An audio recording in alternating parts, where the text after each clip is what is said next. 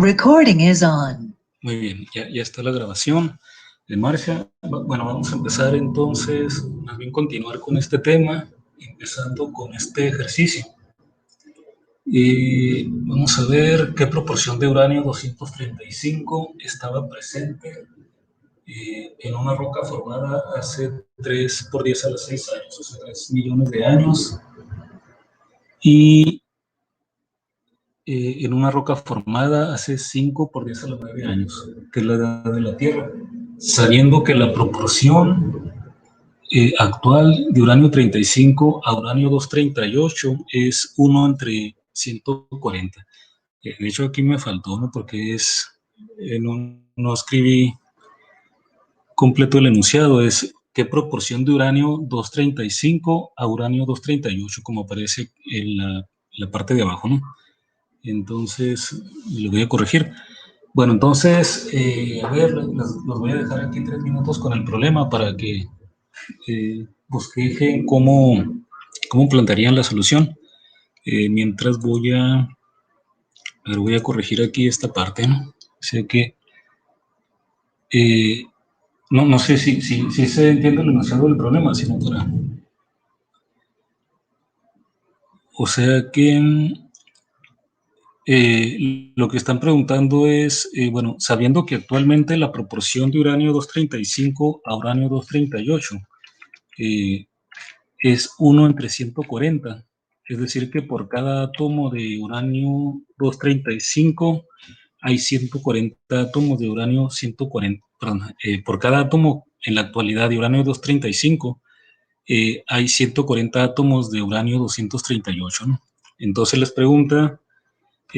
¿cuánto era esta proporción de uranio 235 a uranio 238 en una roca que se formó hace 3 millones de años, ¿no? En el inciso A?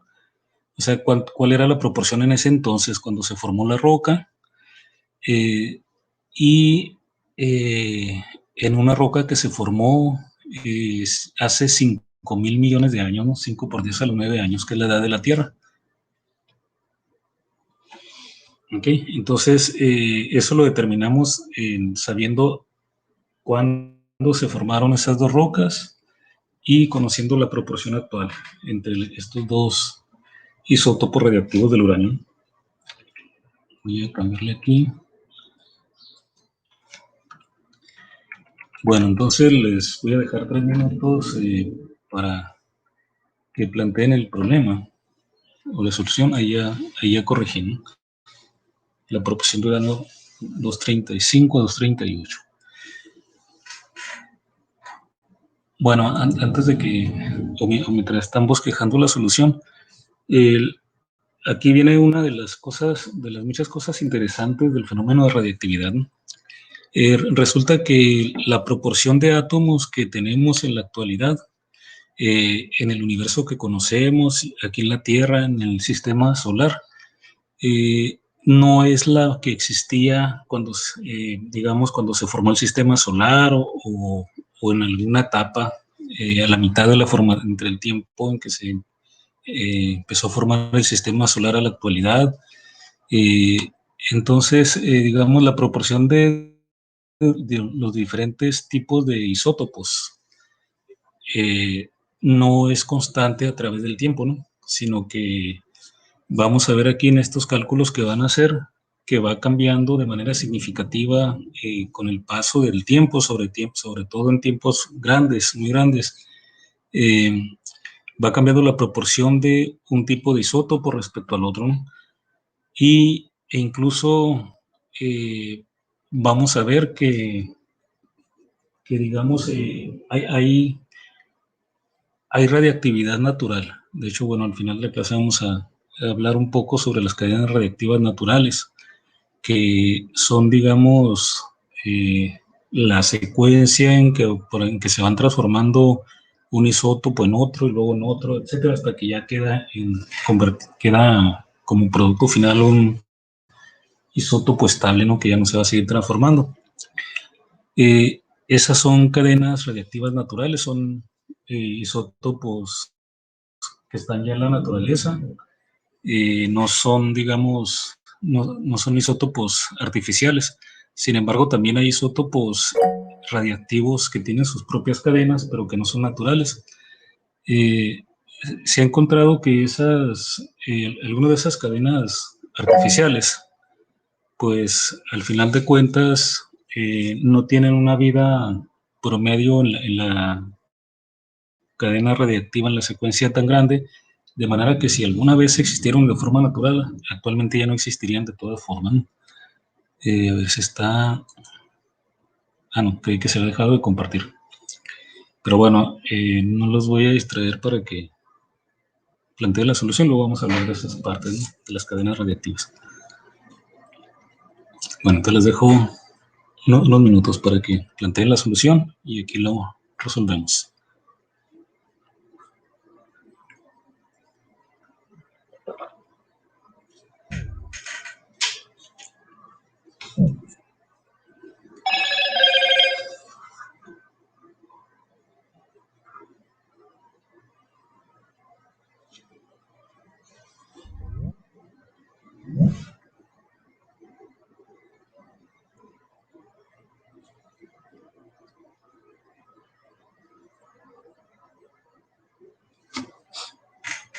Mientras están tratando de plantear la solución, si tienen alguna duda o alguna sugerencia de cómo van a plantear la solución, aquí estoy, no crean que me fui.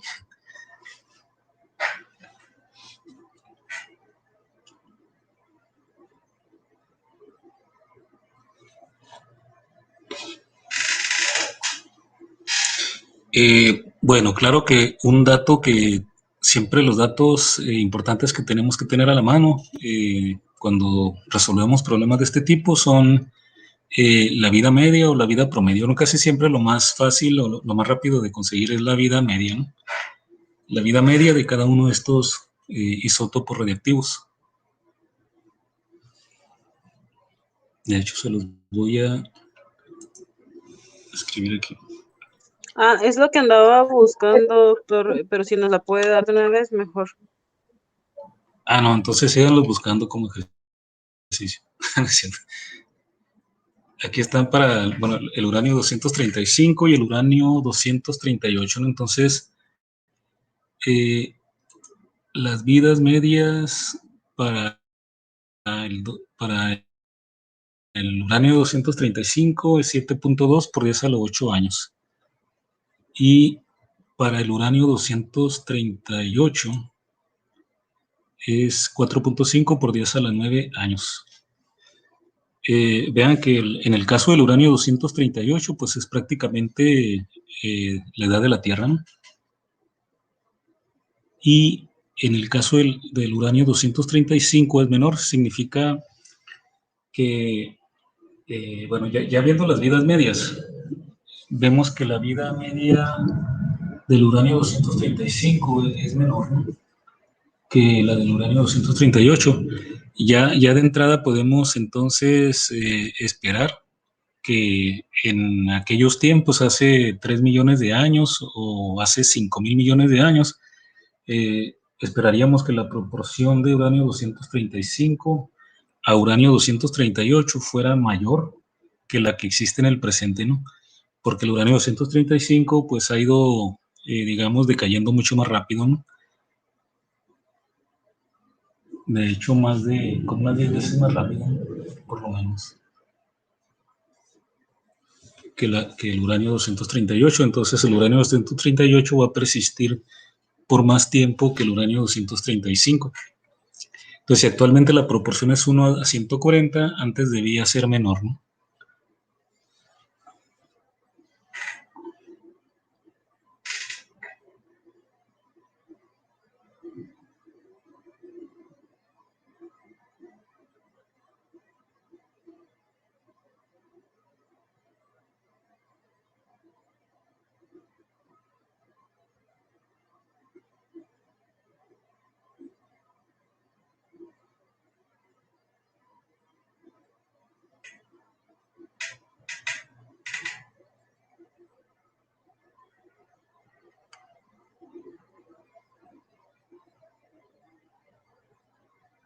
Bueno, en este ejercicio en particular les conviene calcular la vida promedio y de ahí la lambda, ¿no?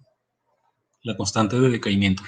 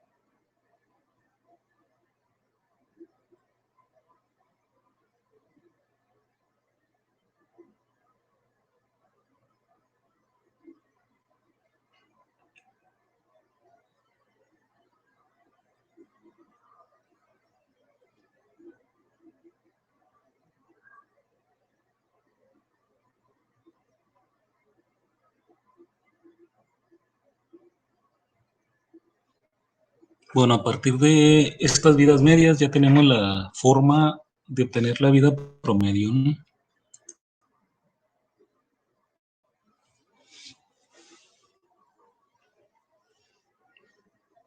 O sea, dividimos la vida media entre 0.693, que es el logaritmo natural de 2. Entonces, por ejemplo, para el caso de el uranio 235, tendríamos que la vida promedio 7.2 por 10 a la 8 años entre 0.693.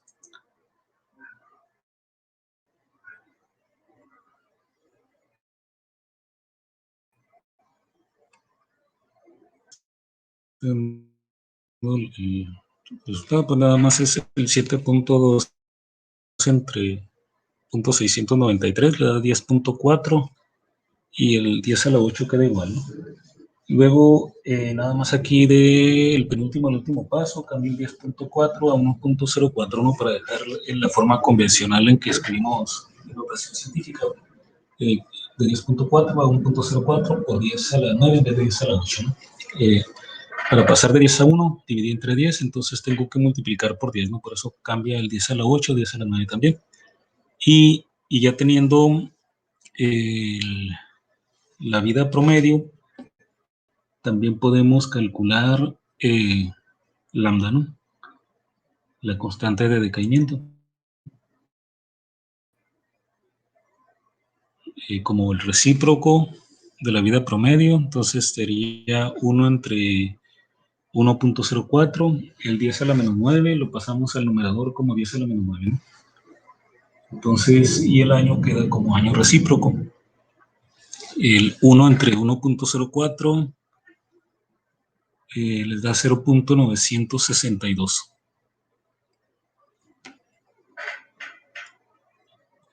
9.962 por 10 a la menos 9.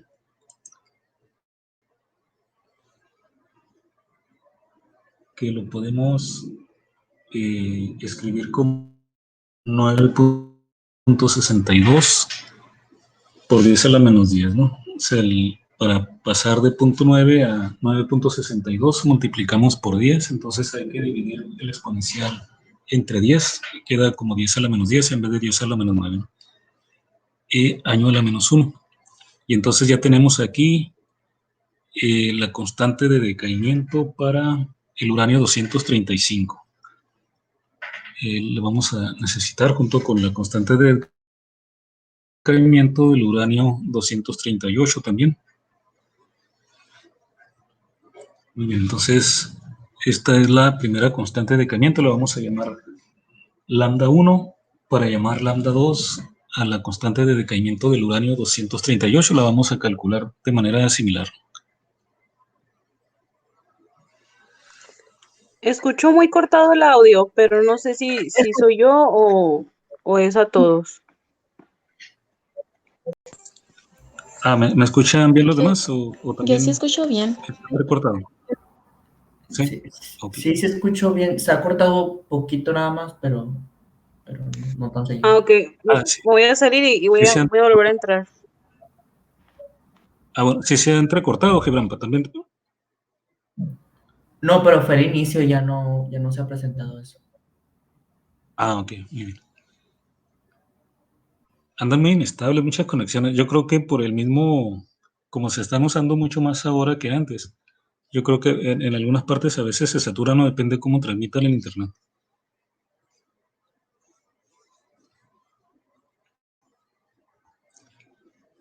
Creo que en el caso de si tienen megacable, creo que depende mucho del nodo, ¿no? De la distancia del nodo a donde llega el internet. Aunque aquí algunos vecinos con Telmex también se han estado quejando mucho. Bueno, entonces aquí tenemos lambda 1. Vamos a hacer el mismo procedimiento para calcular lambda 2, la constante de decaimiento del uranio 238. Bueno, a ver, aquí les voy a dejar aquí un momento los cálculos. O ya los tienen todos. Les voy a dejar aquí un momento mientras calculan ustedes lambda 2.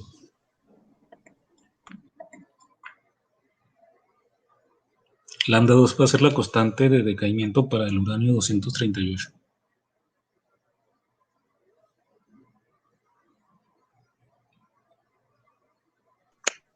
Me da 1.54 por 10 a la menos 10. Sí, lambda 2, ¿no? Muy Sí. bien. Sí. Año a la menos 1, ¿no? Recíproco de año. Aquí lo vamos a ver. Para el caso del uranio 238, pues ocupamos estos mismos, el dato que ya teníamos, ¿no? Para el uranio 238. La regla de conversión entre la vida promedio y la vida media, y hacemos lo mismo, ¿no? Para el uranio 238, entonces la vida promedio, tomamos la vida media, 93, 4.5 entre punto 693 nos va a dar 6.49, o sea que aquí tendríamos 6.49 por 10 a la 9 años, ¿no?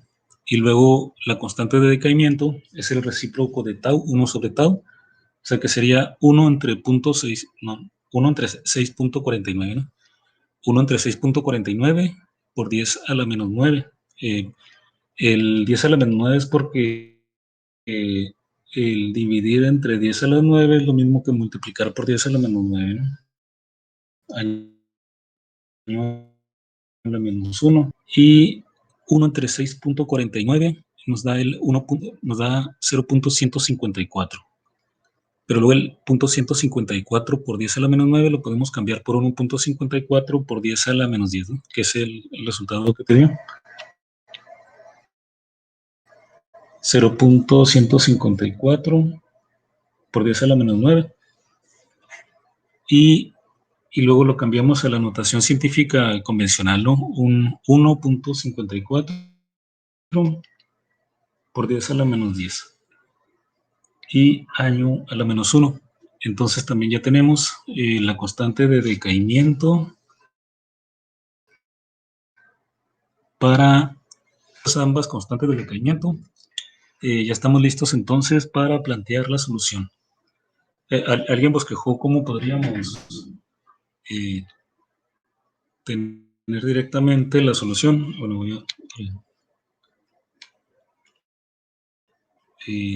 aquí tenemos ya las dos constantes.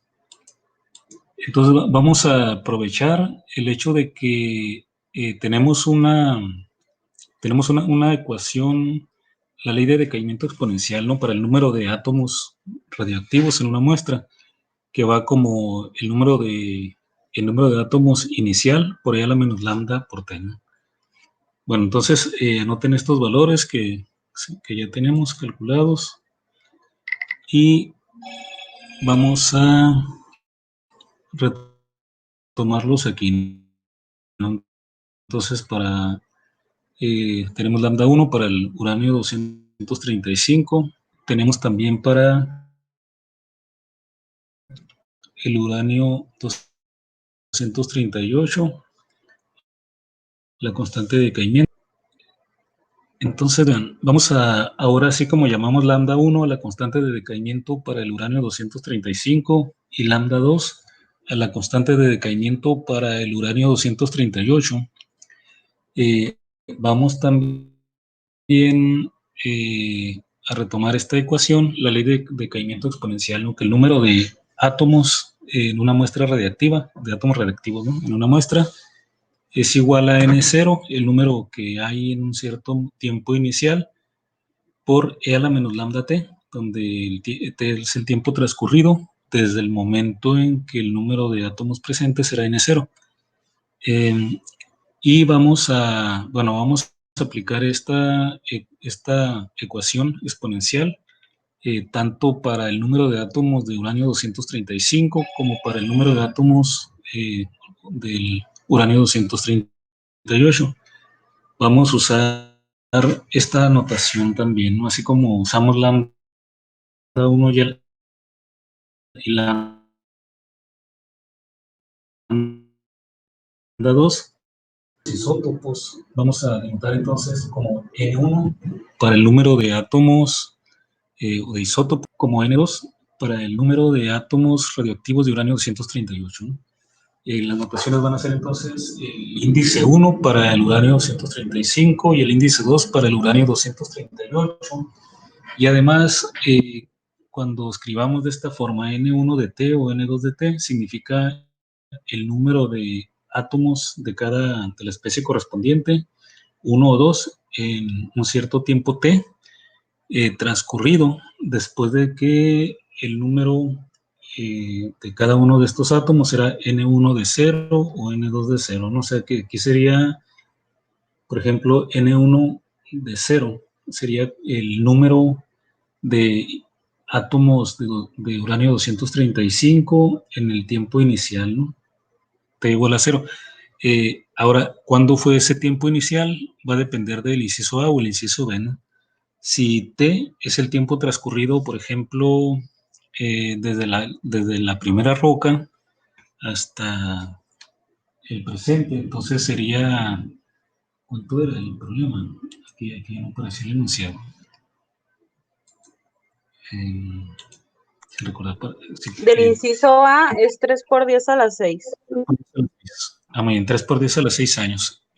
Suponiendo que si estamos calculando el inciso A, ese tiempo sería 3 por 10 a los 6 años, y si estamos calculando el inciso B, 5 por 10 a los 9 años, ¿no? Porque sería el tiempo transcurrido desde que teníamos una proporción de N2 a N1, bueno, la proporción que estamos buscando, ¿no?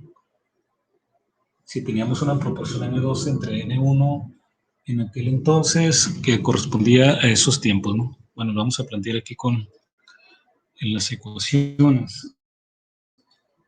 Entonces, vean, tenemos ya esta notación y esta ley de decaimiento exponencial, ¿no? Entonces, vamos a aplicar esta ecuación y esta notación para cada uno de los isótopos del uranio 235 y el uranio 238. Entonces, lo que vamos a tener aquí es que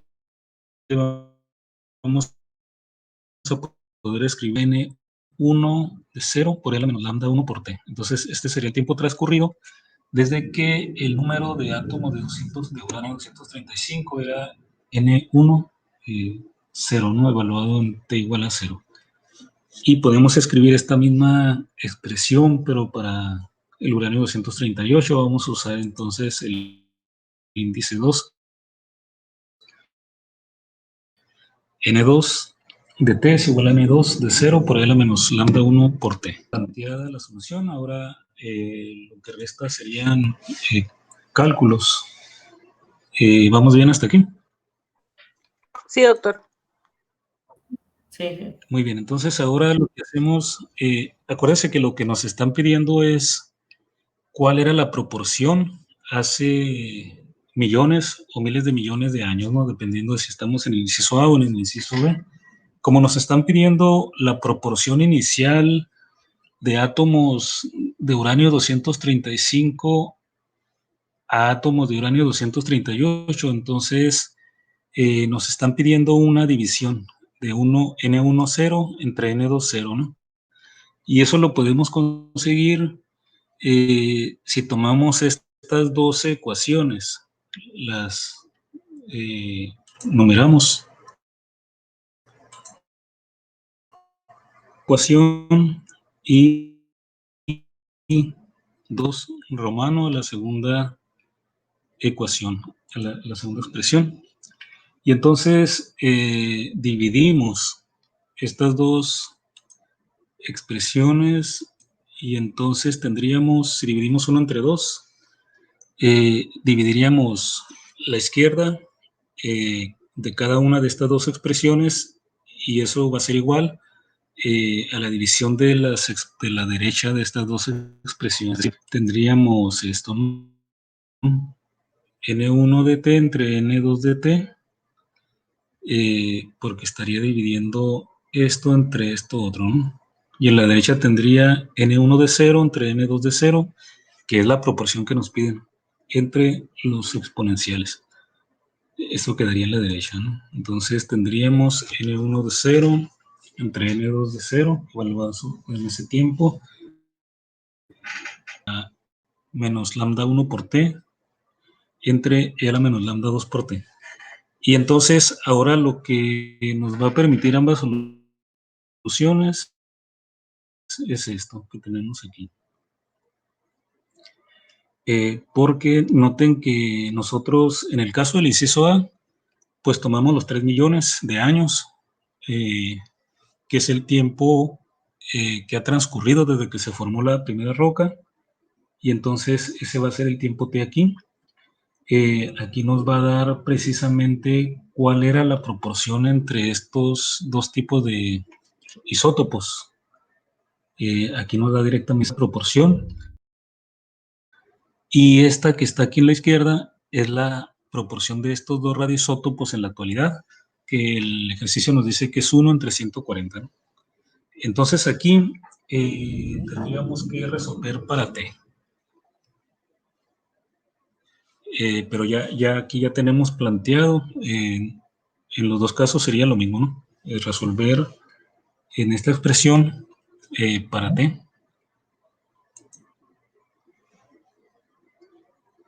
Entonces, bueno, entonces hay que calcular para T. En el primer caso, para 3 por 10 a las 6 años, ¿no? Que es el inciso A.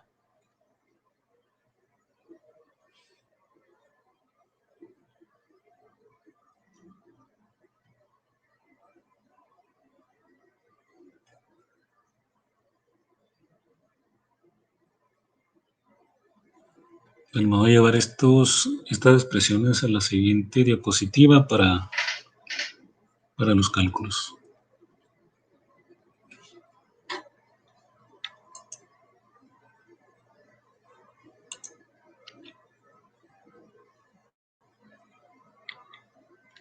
Voy a escribir aquí la misma expresión que teníamos antes. N1 entre N2 es N1 de 0 entre N2 de 0 por E a la menos lambda 1t entre E a la menos lambda 2 por t. Ahora vean,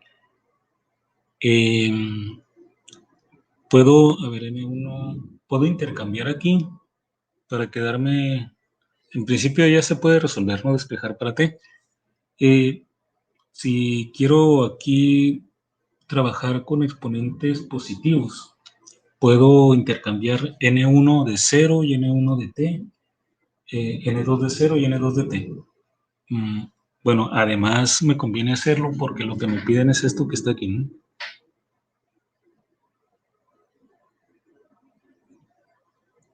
Entonces,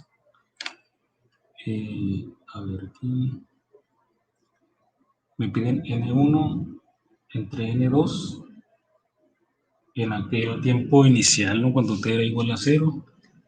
Entonces, lo que puedo hacer es, me quedo con este cociente que está aquí en la derecha, n1 de 0 entre n2 de 0, que es lo que me están preguntando. Lo hago entonces mandando e a la menos lambda 2 de t a la izquierda y también e a la menos lambda 1 por t. Pero vean, cuando mando e a la menos lambda 1 por t, lo mandaría aquí al denominador a la izquierda, ¿no? Y se quedaría en el numerador, pero ambos son negativos, entonces los puedo intercambiar. Lambda 1, al mandarlo a la izquierda, quedaría negativo en el denominador. Lo puedo pasar positivo al numerador, entonces quedaría aquí n1 por la lambda 1t. Y e a la menos lambda 2 por t pasaría multiplicando, pero negativo. Lo puedo hacer positivo mandándolo al denominador, entonces me quedaría en el denominador de la izquierda n2 de t por e a la menos, perdón, por e a la lambda 2t positivo, ¿no? De manera que yo puedo reescribir esta expresión y despejar n1 entre n2 evaluados en el momento inicial de esta forma, ¿no? n1 entre n2, despejé esto y me quedaría n1 entre n2 multiplicado por e a la lambda 1 por t entre e a la lambda 2 por t, y así están los dos exponenciales positivos.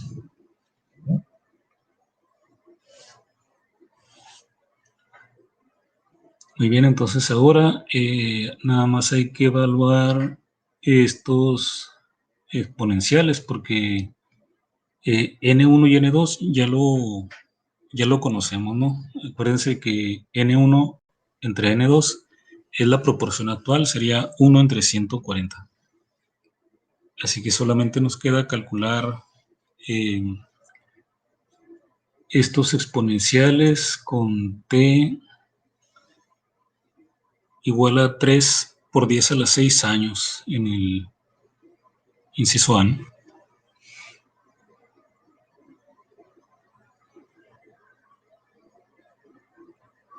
Bueno, aquí tenemos es la proporción n1 entre n2.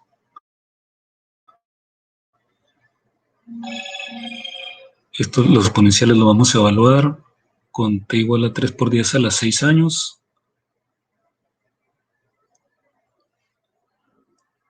Aquí está la constante de decaimiento, 9.62 por 10 a la menos 10, por ese tiempo 3 por 10 a la 6 años, ¿no? Para el caso de lambda 1 por t.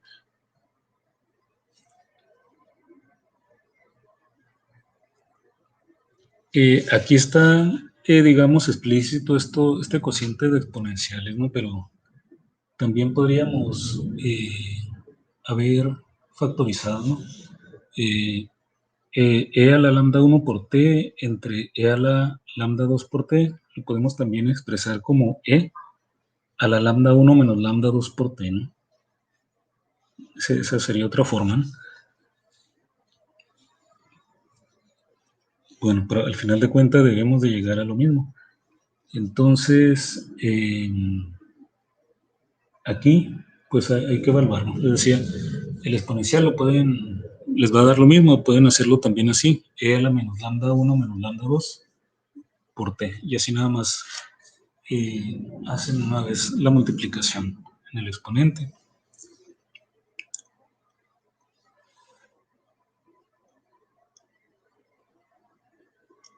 Bueno, entonces vamos a ver cuánto de aquí.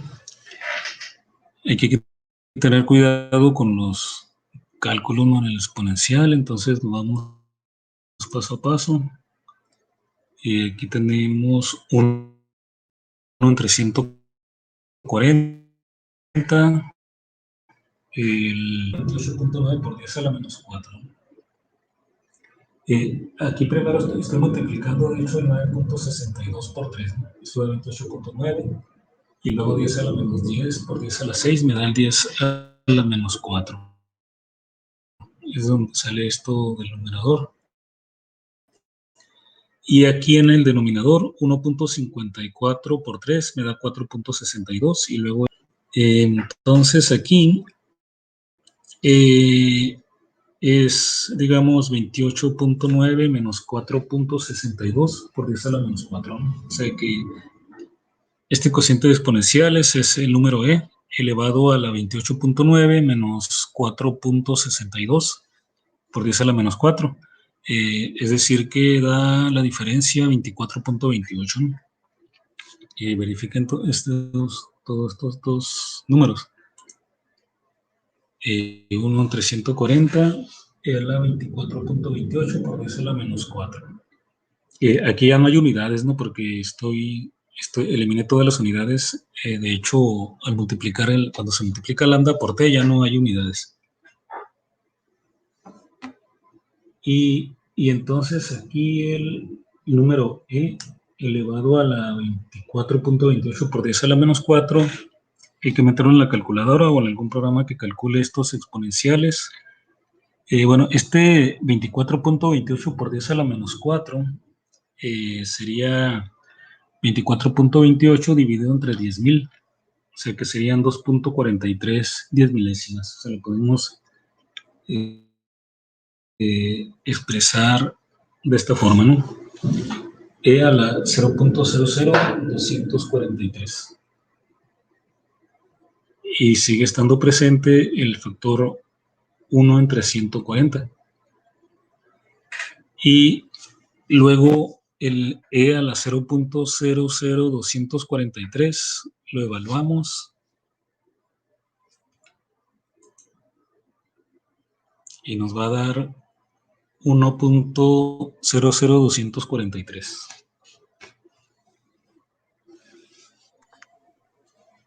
Ya sea, si no tienen a la mano una calculadora científica, pueden usar la página de GeoGebra cuando ocupen cálculos de esta forma, ¿no?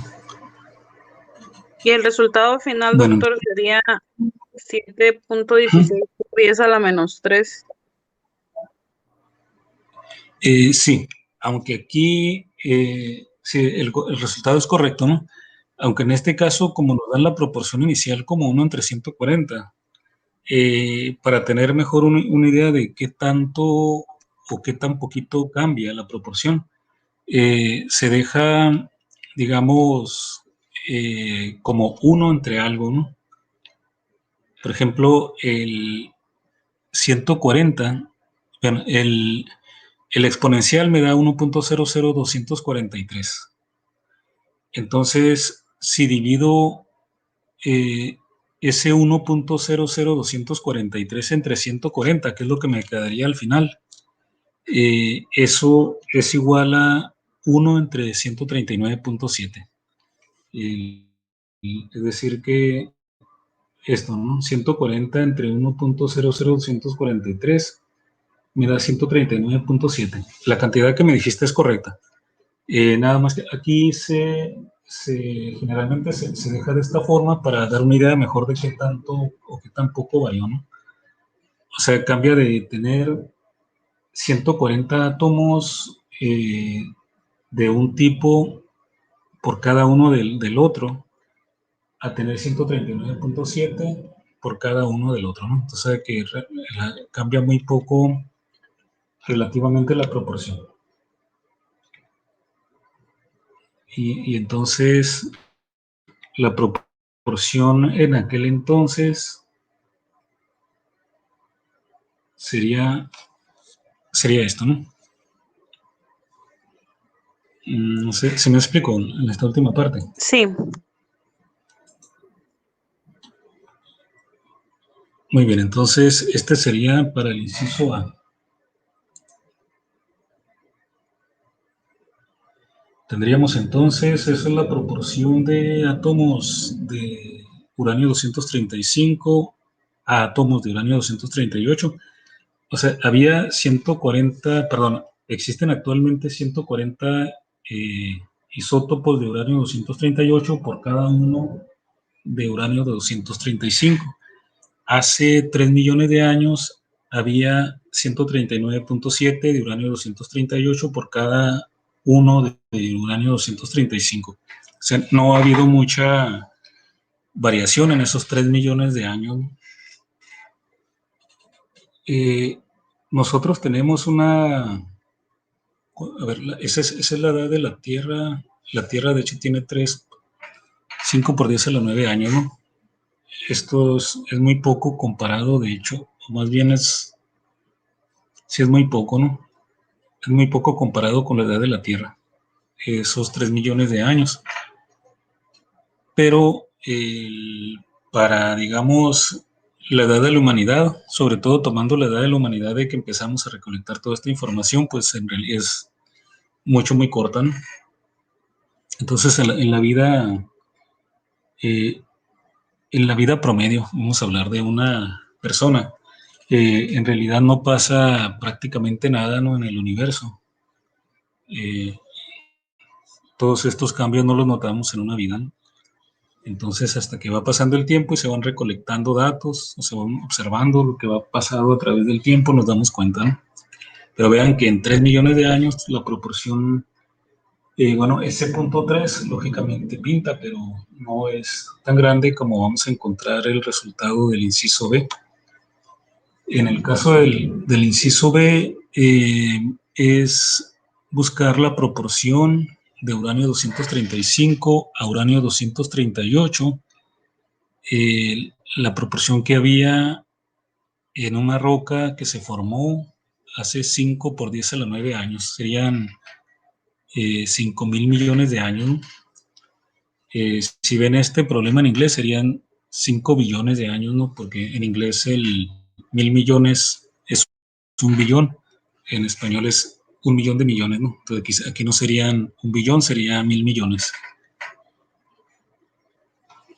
Bueno, entonces vamos a ver qué resultado tienen para el inciso B.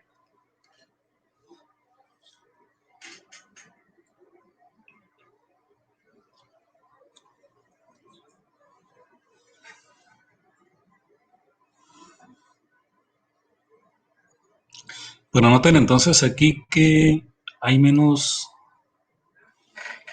a ver, el uranio 238, el uranio 235 decae más rápidamente, ¿no? Por eso va aumentando la proporción de uranio 238. Entonces vamos a ver, entre más nos vayamos atrás, más se va a notar este cambio, ¿no? O sea que, bueno, ya que calculen lo comentamos.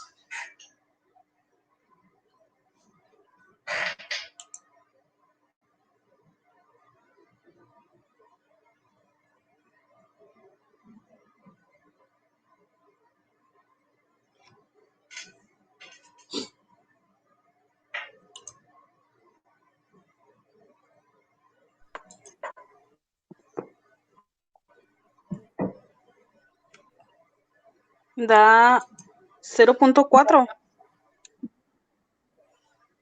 0.4, que 69. sería más o menos, Ujú. a ver, ¿cuánto es 1 entre 2.47? Sí. ¿Cómo? 1 entre 2.47, ¿cuánto es?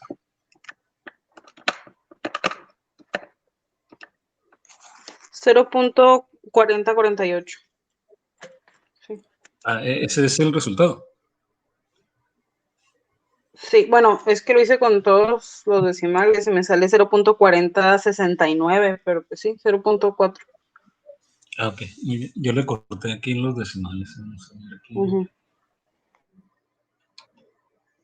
Hablamos de sí, inciso B.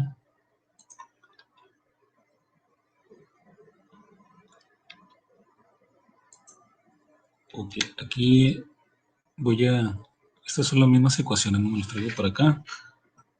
Y porque va a ser básicamente el mismo cálculo, no nada más con 5 por 10 a la menos 9 años, en vez de 3 por 10 a la 6. Entonces aquí es la misma expresión, nada más cambiamos el tiempo.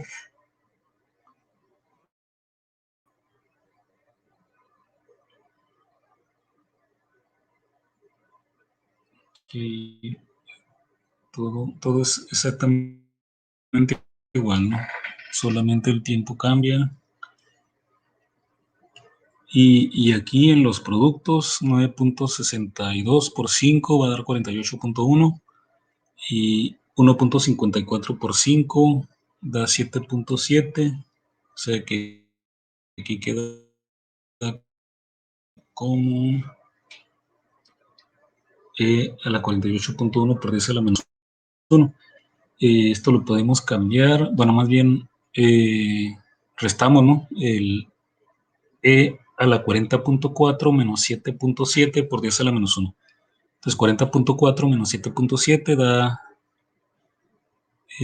a ver, no, aquí está, sí, 40 más bien 48.1 menos 7.7, ¿no? Y da 40.4. O sea, al restar 48.1 menos 7.7 da 40.4, que es como que dan, porque es el... ya es aquí en este paso previo ya se restó, ya este exponencial aquí de abajo no va, ¿no? Se fue de más.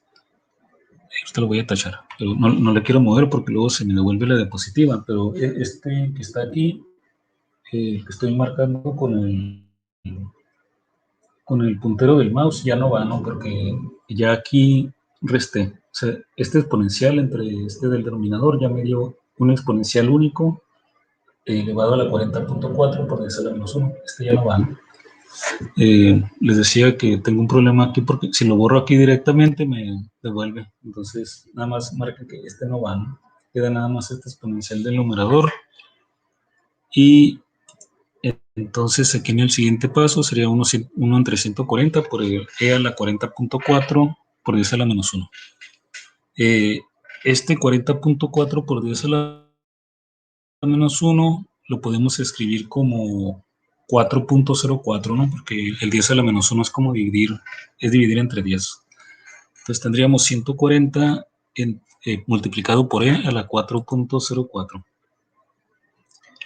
Y entonces aquí, si calculamos e a la 4.04, yo le corté dígitos, ¿no? Por eso Michelle le dieron más precisión en los dígitos, yo le estoy cortando hasta aquí. Entonces, este e a la 4.04 lo dejo como 56.8. 56.8 entonces entre 140. Y otra vez hago lo mismo, ¿no? En principio podemos calcular decimal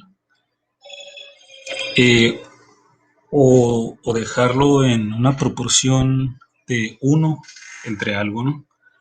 Entonces, eso lo podemos hacer dividiendo el numerador y el denominador entre el numerador, ¿no? Porque si divido entre 56.8 el numerador me queda 1 y luego divido el 140 entre 56.8 me va a dar 2.47.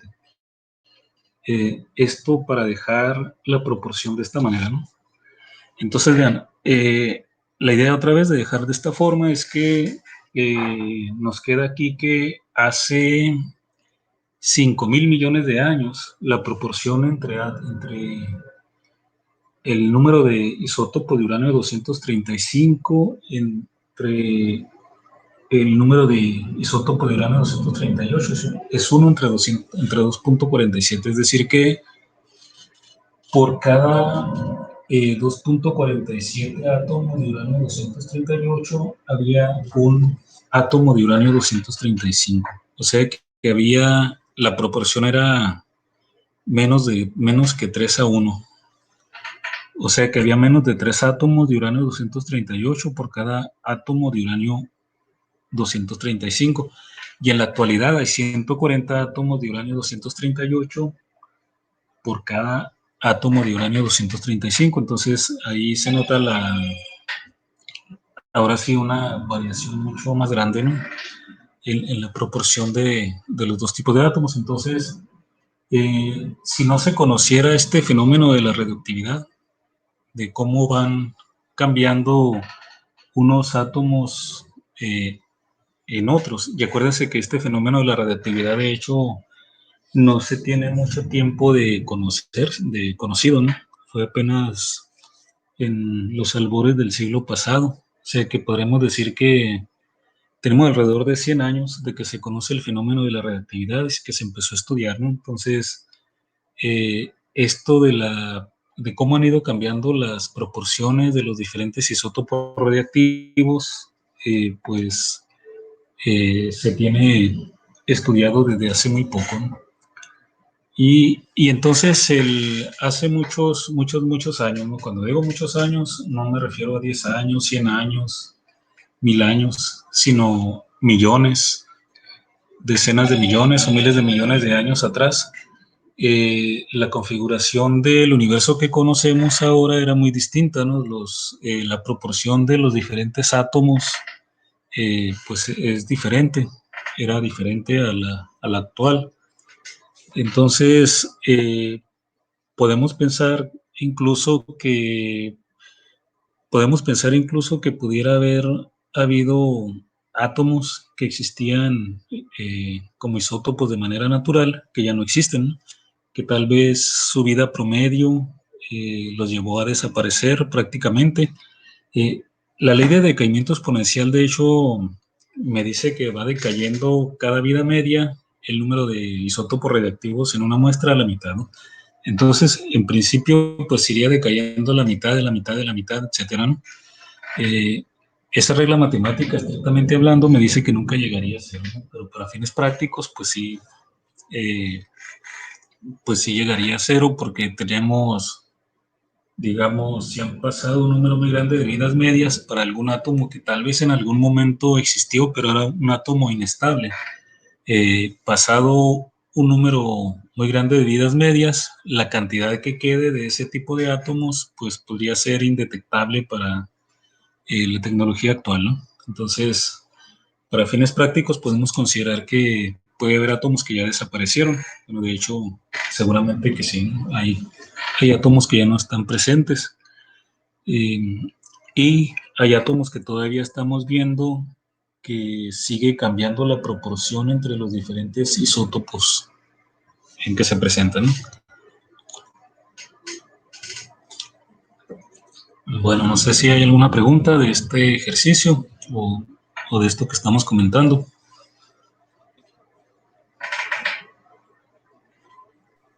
Por mi parte no, doctor, sí me quedó todo claro. No, doctor. Muy bien, entonces, bueno, esto del uranio 235 y uranio 238, pues son, digamos, son ejemplos de radioactividad natural, ¿no? Son isótopos inestables que existen en la naturaleza. Desde hace, pues vemos aquí miles de millones de años, de mucho más atrás, y que han ido cambiando la proporción porque unos decaen mucho más rápido que otros. Entonces, cuando calculamos la proporción entre diferentes isótopos inestables, con el tiempo van cambiando. ¿Qué tan rápido cambian? Pues depende de las vidas medias de cada uno de ellos, ¿no? Ahí les comentaba también isótopos radiactivos que no están presentes en la naturaleza, pero que se han logrado sintetizar, digamos, que se obtienen de manera artificial,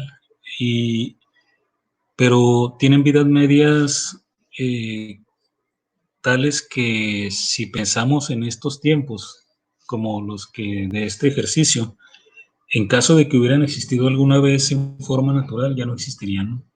Por el tiempo transcurrido y las vidas medias.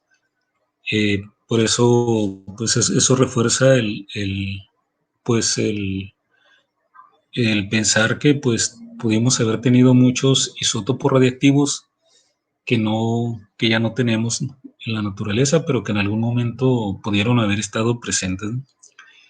No son átomos diferentes a los de la tabla periódica, ¿no? Son isótopos. Acuérdense que el número atómico define el átomo y el número de masa sería el que define el isótopo, ¿no? Entonces, bueno, más adelante vamos a ver esto de cómo, cómo van, cómo se distinguen los diferentes isótopos de un mismo elemento, ¿no? De un mismo átomo. Bueno, entonces vamos a hablar ahora un poco sobre las unidades de medición de la radioactividad. Aquí hemos hablado de la radioactividad, definimos la actividad y, bueno, definimos la actividad como el número de desintegraciones por unidad de tiempo, ¿no? Entonces, vamos a ver las unidades más comunes en que se mide la actividad de una muestra radiactiva, ¿no? Entonces, voy a cambiar aquí la lámina donde viene esta información. Bueno, las dos unidades importantes que se utilizan actualmente para medir la radioactividad, o sea, para medir la actividad de una fuente radiactiva. Aquí se me fue más la lámina. Tardó en reaccionar, le volví a hacer clic y se fue a la siguiente página. Me regreso. Ahí está. Otra vez. Está esperando si se regresa solo porque luego le hago clic y sigue avanzando. Bueno, les decía que en el sistema internacional, que es el recomendado de utilizar a nivel internacional, la unidad de medición de actividad de una muestra radiactiva es el becquerel, ¿no? En honor precisamente a Henry Becquerel, que fue el que primeramente empezó a, bueno, digamos, detectó la radioactividad, por, digamos, no buscándola, ¿no? Sabemos que no buscándola, pero fue el primero que registró el efecto de la radioactividad. Entonces, la definición de un becquerel, que es la unidad de la radiactividad en el sistema internacional, es una desintegración por segundo. Es decir, vamos a decir que una muestra tiene una radioactividad de un becquerel si la rapidez de desintegración es un decaimiento por segundo. Es decir, que se está transformando un isótopo en otro cada segundo, ¿no? En esa transformación es el decaimiento, o sea que el isótopo se convierte en otro. Vamos a ver que dependiendo de la transformación particular, de las características de ese decaimiento, el isótopo sigue perteneciendo al mismo átomo o puede convertirse también en otro elemento. Un momento, disculpen.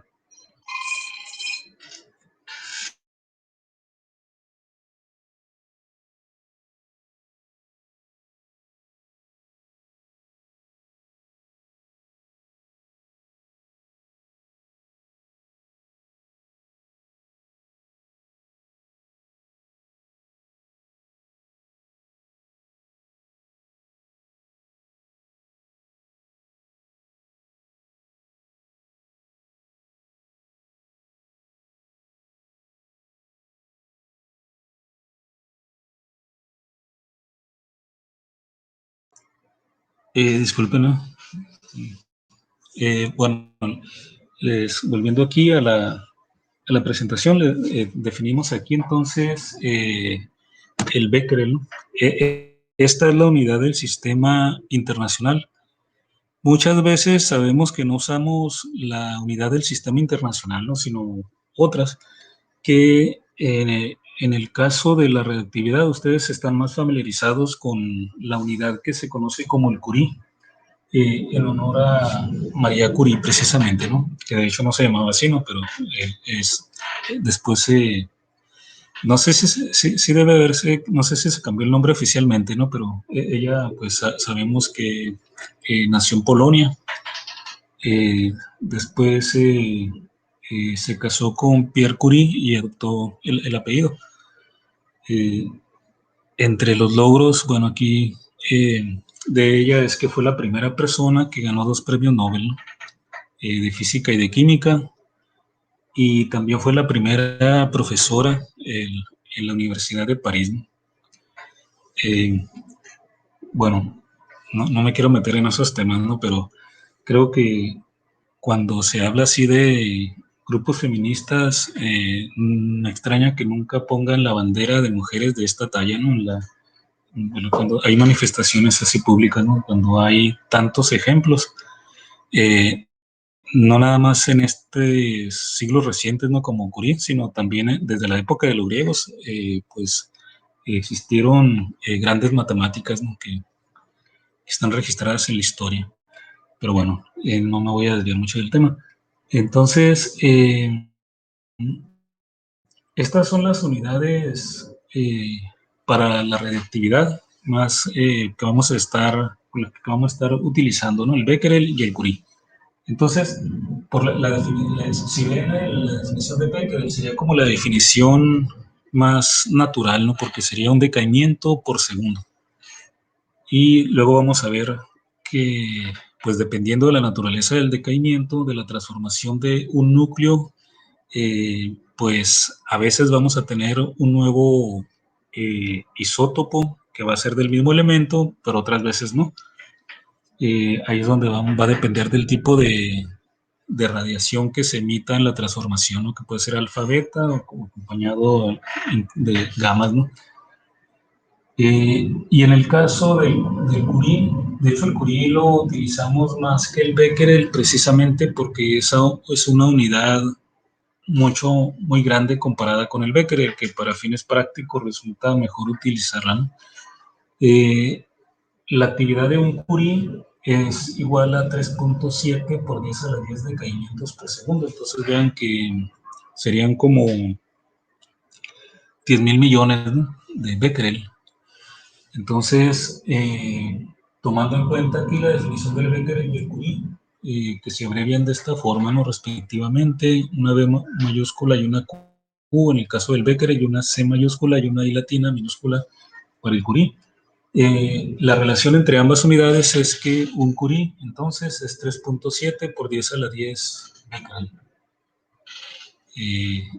Esas van a ser las unidades que vamos a estar utilizando para la radioactividad, ¿no? ¿Alguien tiene presente, por ejemplo, ha visto la actividad de la fuente del rizo? Bueno, la actividad cuando llegó en el 2007, ¿no? O el orden de la actividad de la fuente radiactiva del rizo.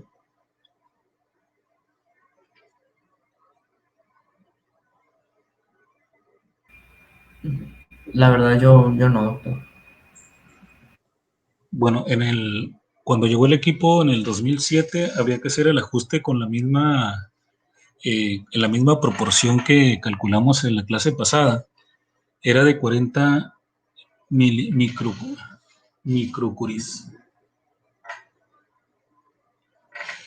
No, milicuris, perdón, dije milicuris.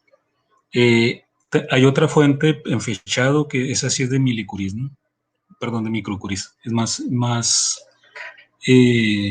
baja la actividad, ¿no? Pero la que está en el rizo es del orden de milicuris.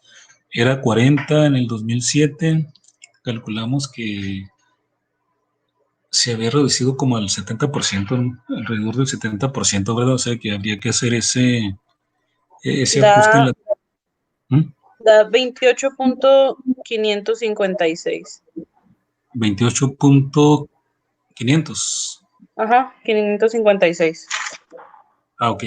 Milicuries quedarían todavía, ¿no? Entonces sería como el 70% de aquel entonces. Era el 70%, Michelle, más o menos. Sí, ¿verdad? Parecido. Era 71.39. Ok, muy bien. Entonces, ese cálculo lo hiciste con el 71. Sí. Ok, bueno, entonces sería más preciso. Muy bien. Esa sería entonces la actividad actual de la fuente del rizo, ¿no? Bueno, entonces aquí estas son las unidades que vamos a estar utilizando, estas son las definiciones. Noten que aquí hemos estado usando estas reglas de decaimiento. pero no nos hemos metido todavía, lo vamos a ver más adelante, qué pasa en cada decaimiento, ¿no? Eso depende del tipo de átomo que esté decayendo. Bueno, entonces vamos a hacer aquí otro ejercicio, un ejercicio relacionado con, de hecho, con un problema que vimos en la clase pasada, ¿no? Cuando hablábamos de los átomos de cesio 137 y del yodo 131. Bueno, volviendo a esos isótopos del cesio y del yodo, supongamos que tenemos inicialmente muestras radiactivas de cesio 137 y yodo 131, inicialmente con una actividad de 1 milicurie. 1 milicurie igual a, que es igual a 37 por 10 a la, no, 37 por 10 a la 6 becquerel, o 37 megabecquerel. Entonces, calcule el número de átomos en cada una de las muestras. O sea, vean, conociendo la actividad, podemos determinar el número de átomos que está presente en la muestra, ¿no? Bueno, aquí cuando tenemos problemas de este tipo, nos conviene tomar directamente la cantidad que nos da en becquerel, ¿no? Porque el becquerel directamente es una desintegración por segundo. En el caso de los curies tendríamos que hacer la transformación. Entonces aquí se da como referencia la actividad en milicuries y en megabecquerel, pero realmente la cantidad que vamos a utilizar son 37 por 10 a la 6 decaimientos, que serían 37 megabecquerel, ¿no? 37 por 10 a la 6 becquerel, para calcular el número de átomos en cada una de las muestras. Entonces, para eso recordamos que tenemos esta expresión. La actividad es igual a lambda por n o n lambda, y entonces de aquí podemos despejar n igual a la actividad entre lambda. Se recuerden que siempre están relacionados el número de átomos presentes, de átomos radiactivos presentes en la muestra con la actividad de la muestra. Y la relación es a través de la constante de decaimiento lambda. Entonces, despejamos el número de átomos presentes, nos queda como la actividad entre la constante de decaimiento. Así que aquí, como conocemos la actividad la ponemos, pues la vamos a poner en el número de decaimientos por segundo, ¿no? Bueno, ahí el tiempo lo podemos manejar como nos convenga más, ¿no? El becquerel nos da decaimientos por segundo. La constante de decaimiento para el cesio 137 la tenemos calculada en el ejercicio que hicimos en la clase pasada, ¿no? Entonces creo que era, vamos a ver aquí, 43.41 años, ¿no? Era la tau, la vida, no, sí, la vida promedio, ¿no? Para el caso del cesio 137.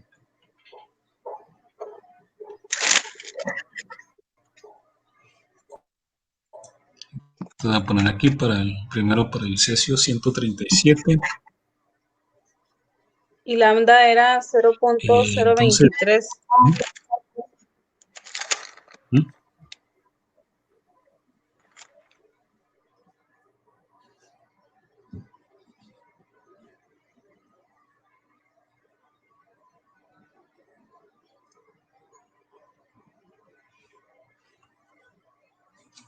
Bueno, voy a poner esto para el cesio.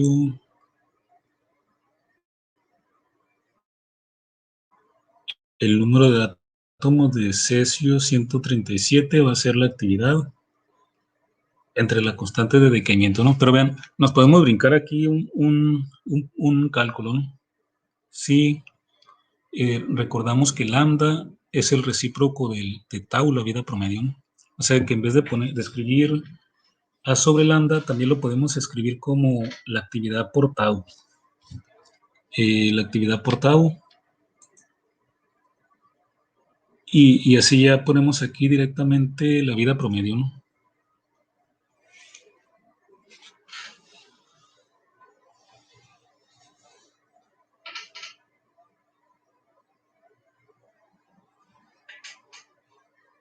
tendríamos también que hacer ahí como un ajuste, ¿no? Porque, bueno, primero voy a escribir aquí las cantidades que tenemos. Entonces, la actividad para ambas muestras es igual, ¿no? Serían 37 por 10 a la 6 por segundo, ¿no? La actividad. Y la vida promedio que teníamos, confirmen que no ponga aquí mal los datos, ¿no? Creo que era 43.41, ¿verdad? Para el Cesio 137, la vida promedio.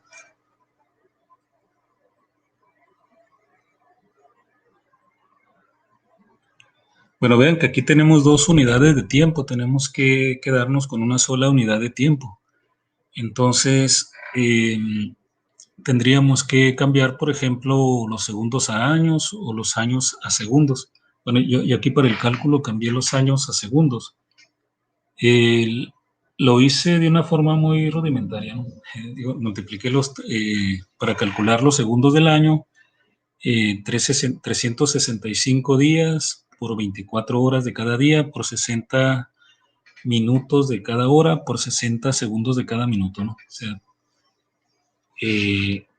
un año entonces lo cambié por su equivalente. Es una muy buena aproximación, ¿no? Yo digo rudimentario nada más para diferenciar de que sabemos que el año realmente no dura exactamente ese número de segundos. Hay una ligera diferencia, pero vamos a ver que no cambia de forma importante el resultado, ¿no? Si hacemos esta aproximación, así tomamos el número más exacto de segundos en un año. Entonces, si transformamos el número de años a segundos de esta forma, multiplicando 365 por 24 por 60 por 60, entonces el número que tendríamos sería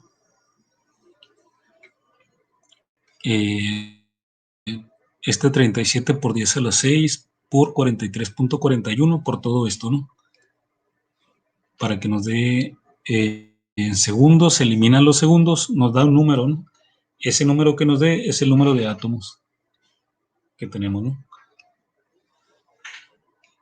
¿Cuánto les da ya en el cálculo?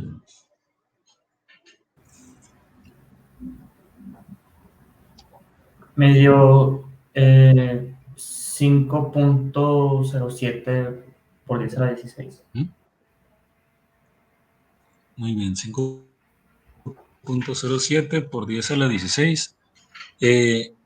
Noten que aquí no nos va a dar unidades, ¿no? Porque se eliminan las unidades de tiempo, pero sabemos que es el número de átomos que hay. Entonces es 5.07 por 10 a la 16 átomos de cesio 137 en la muestra que tiene una actividad de 37 megabecquerel o 1 milicurie. Nada más para ver que la aproximación es buena. En caso de que usáramos el número exacto de segundos en un año, si buscamos en tablas, un año tiene 3.156 por 10 a la 7 segundos. Realmente es preciso hasta milésimas. Entonces, por eso la aproximación es buena. Si en vez de este número de segundos consideráramos este, que está en rojo, entonces tendríamos como resultado 5.069 por 10 a la 16.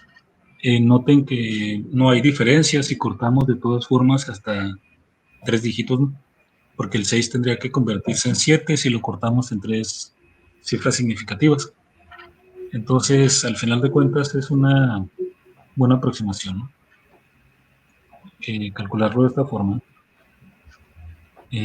Ok, este sería para el número de átomos presentes en la muestra de cesio 137. Vamos ahora, bueno, si no hay aquí alguna duda del cálculo, vamos al el cálculo para el yodo.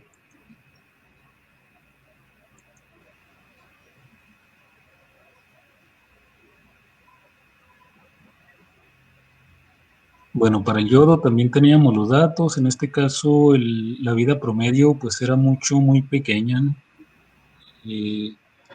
Eso va a hacer que la aproximación de segundos lo podamos hacer más directamente, ¿no?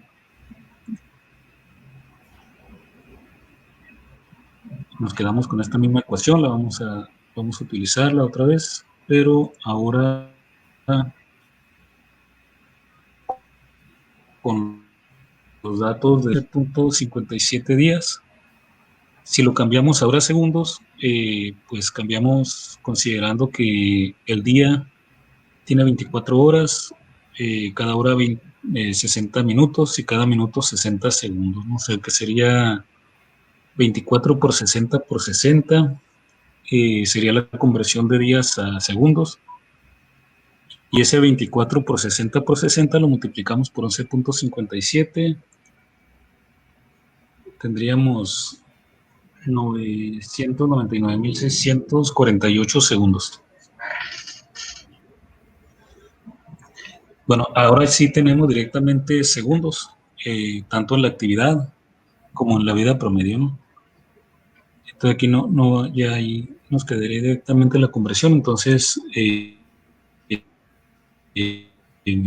cuando escribamos es la misma ecuación de antes, pero ahora aplicada al yodo 131 en vez del cesio 137, escribimos la actividad, que es la misma, 37 por 10 a la 6 por segundo, y ahora la vida promedio tau es 999.648 segundos. O sea que tendríamos esto que tenemos aquí, ¿no? El 37. Y ya aquí nos da directamente un número que, bueno, las unidades se van a eliminar, el segundo, y entonces ya multiplicando estas cantidades nos da del orden de 10 a la 13, ¿no? Átomos. Que comparado con, en el caso del cesio 137 nos dio del orden de 10 a la 16, ¿no? O sea que habría muchos más átomos de cesio 137 que de yodo.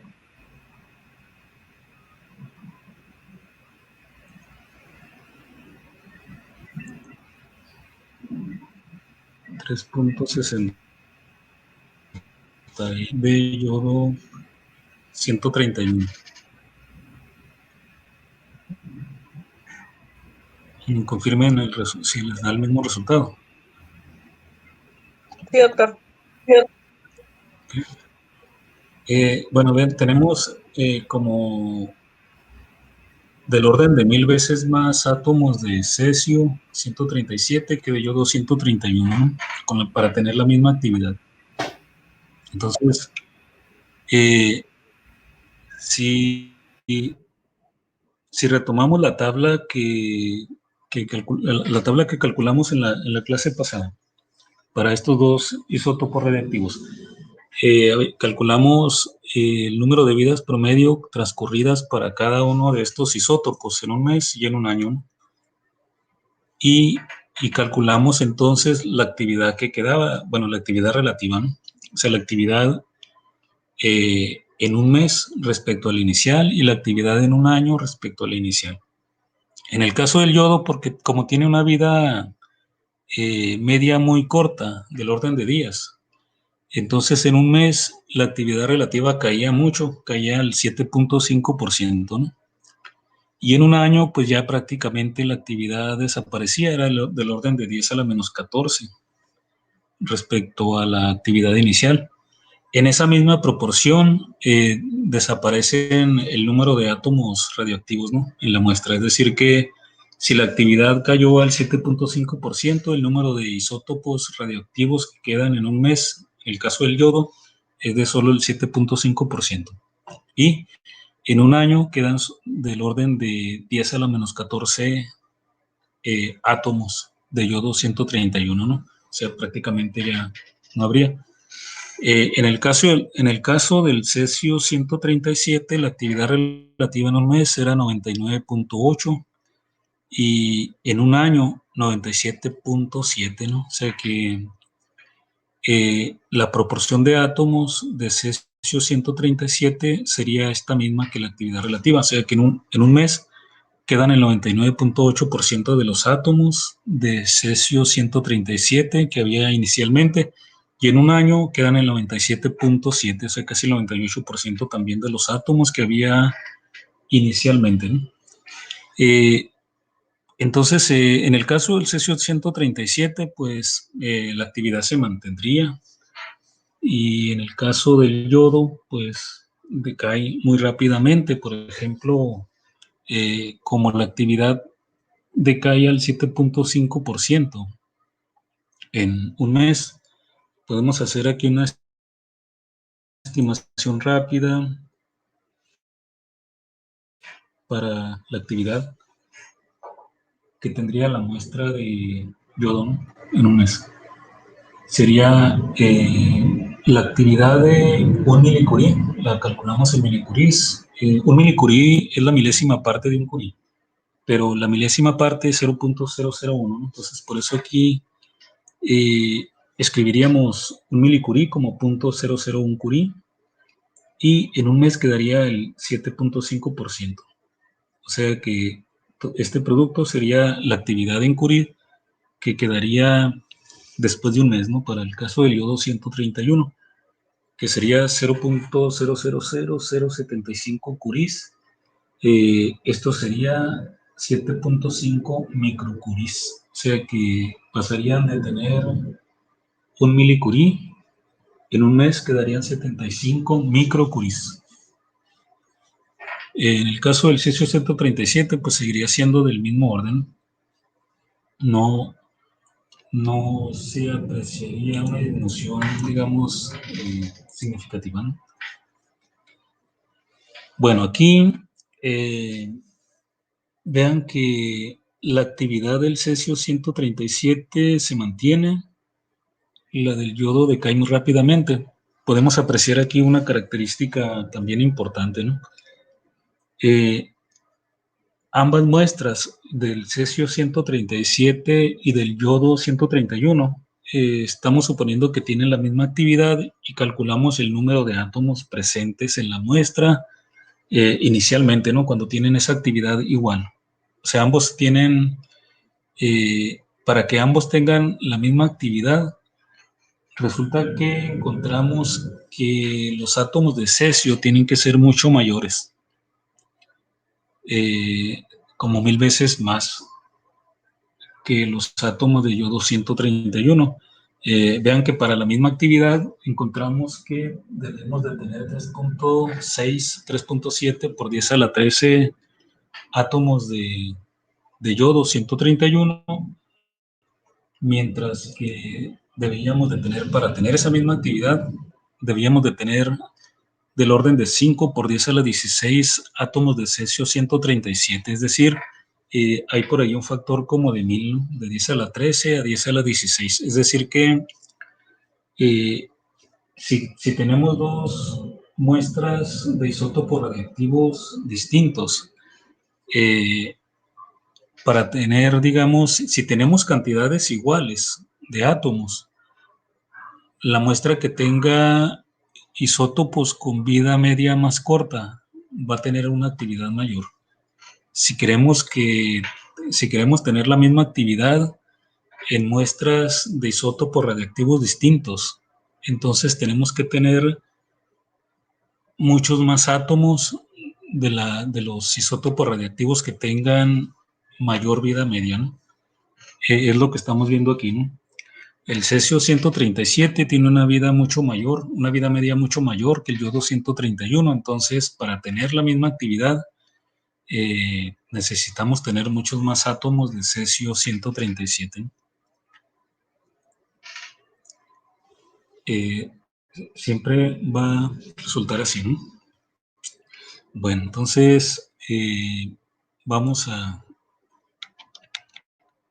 a cambiar aquí. Entonces, en resumen, para isótopos con vida promedio larga o vida media larga, se tienen actividades significativas solo con grandes cantidades de átomos. En cambio, para isótopos de vida media corta, se pueden tener actividades importantes aún teniendo cantidades mucho menores de átomos. O sea, mucho menores comparadas con el número de átomos que debería de tener para tener esa misma actividad con átomos que tengan vida media larga, ¿no? Nada más que hay que tener en cuenta que la actividad, aunque la actividad de los isótopos de vida media corta es mayor a corto plazo, pues precisamente por tener vida media corta decaen rápidamente, ¿no? Entonces, la actividad de isótopos de vida media corta no se mantiene por periodos de tiempo grandes, ¿no? En cambio, en el caso de las muestras reactivas de periodo de vida media grande o de largas vidas medias, pues se mantienen por más tiempo, ¿no? Y bueno, otro punto importante es distinguir la rapidez de decaimiento con los niveles de radiación del decaimiento nuclear generado, ¿no? Cuando nos referimos a la actividad de una muestra, estamos refiriéndonos al número de decaimientos que están ocurriendo por unidad de tiempo, ¿no? Cuando nos referimos a los niveles de radiación, eso tiene que ver con la radiación que se está emitiendo. Entonces, podemos tener la misma actividad de dos fuentes, pero tener muy diferentes niveles de radiación generados. Por ejemplo, aquí pongo algunos ejemplos. El cesio 137, cuando decae, emite una partícula beta y un fotón de 661 kiloelectronvolt, perdón. Esta energía corresponde de hecho a una partícula, o un fotón gamma, ¿no? Entonces, el cesio 137 emite una partícula beta y una gamma cada vez que decae un isótopo de cesio 137, ¿no? En el caso del cobalto 60, en cada decaimiento del cobalto 60 se emite una partícula beta y dos fotones gamma de energías 1173 y 1333 kiloelectronvolt por cada decaimiento. Es decir, la actividad de las dos fuentes puede ser la misma, es decir, que estén teniendo el mismo número de decaimientos por segundo. Entonces, la actividad sería la misma para una fuente de cesio 137 y una de cobalto 60, por ejemplo. Sin embargo, estamos viendo aquí que el nivel de radiación generada por cada fuente sería muy diferente, ¿no? Aunque tenga la misma actividad, los niveles de radiación que se están produciendo son diferentes. El nivel de radiación del cobalto 60 sería mucho mayor que el de la fuente de cesio 137, aunque tuvieran la misma actividad, ¿no? Bueno, no sé si hay alguna pregunta, alguna duda hasta aquí.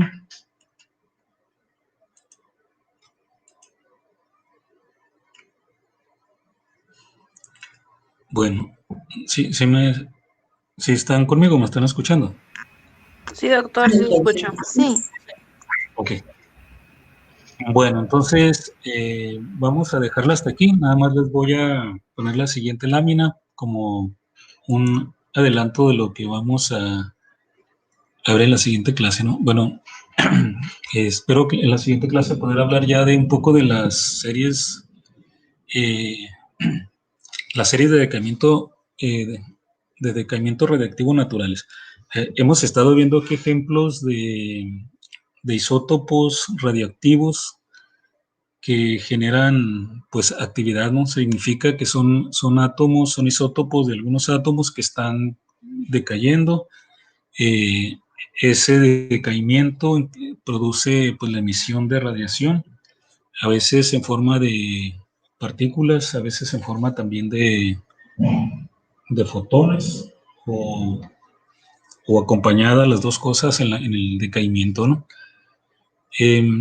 Bueno, estos átomos existen de forma natural, por ejemplo el uranio, pero también existen otros que van generando varios decaimientos, como el torio 232, y entonces van teniendo diferentes decaimientos en donde en algunas transformaciones no solamente cambian el isótopo, sino cambia el tipo de elemento químico, ¿no? y dependiendo de la transformación en cada paso, pues emiten diferentes tipos de radiaciones. En todo ese proceso de conversión de un átomo original que se conoce o más bien isótopo, que se conoce como el isótopo padre original, y que empieza a generar otro tipo de isótopos en los decaimientos hasta llegar a un isótopo estable. Todo eso se conocen como cadenas radiactivas, ¿no? Cuando las que ocurren en la naturaleza son series de decaimiento radiactivo naturales. De hecho, se conocen tres. Eh, Vamos a platicar de ellas en la siguiente clase, ¿no? Entonces, yo creo que aquí por hoy lo dejamos hasta aquí y pues continuamos en la siguiente clase. No sé si tengan alguna pregunta de lo que hemos visto hoy. Por mi parte no, doctor. No,